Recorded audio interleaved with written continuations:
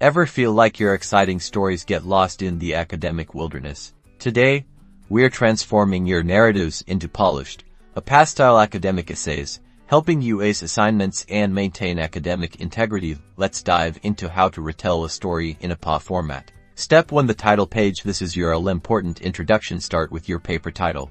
Centered and concise. Next, create a running head, which is also centered, up to 50 characters, including spaces. Then, add the author's name and institutional affiliation. Keep it clean, professional, and APA compliant. It's critical for initial impact. Step 2. Structure is key. Your essay's outline should mirror the APA format. Begin with an abstract, summarizing the main points of your story and your retelling. Then, write an introduction that sets the scene and clearly states your essay's purpose. Next, build your body paragraphs, using subheadings to break your retelling into manageable chunks. Follow this with the conclusion, summarizing your paper and analysis. Organize the body with relevant subheadings. Step 3. Formatting magic. APA style requires precise formatting. Use a 1-inch margin, double spacing, and Times New Roman or Arial font. Insert page numbers in the upper right-hand corner. Be sure to include in-text citations. Remember to use specific examples and make sure source text are within citation. Step 4. The references page. At the end of your essay,